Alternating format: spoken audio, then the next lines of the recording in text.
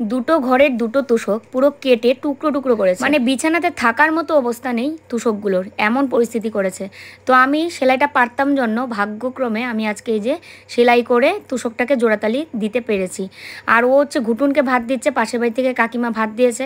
আমাদের তো খাওয়া দাওয়া নেই। গতকালকে রাতে খেয়েছিলাম রুটি আর তরকারি, তারপরে সকালবেলা খেলাম 1 কাপ চা, সাথে একটা বিস্কুটও নেই। সেই 1 কাপ চা খেয়ে স্টেশন থেকে বাড়ি ফিরে 11টার থেকে এই যে কাজ শুরু করলাম।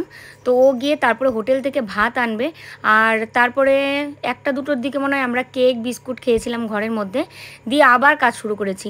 দুটো ঘর তো মানে থাকার পরিস্থিতি নেই। এবার এই অবস্থায় কি করে বাড়িতে থাকবো, 1 মিনিটের জন্য ঘুম পাবে না, এমন একটা পরিস্থিতি করে রেখেছে দুটো ঘর। চোখ মুখের অবস্থা দেখলে বুঝতে পারবে যে খাওয়া দাওয়া নেই আর কি পরিমাণে পরিশ্রম হচ্ছে। কারোর মুখের দিকে তাকানো যাচ্ছিল না, সবার পেটে এত খিদে। তারপরে এই যে হোটেল থেকে খাবার নিয়ে আসলো, এখন হচ্ছে সবাই মিলে খাবো। খেয়ে দিয়ে আর কোনো রেস্ট নেই, আবারও কাজে লেগে যেতে হবে, এত পরিমাণে ঘর লন্ডভন্ড করে রেখেছে।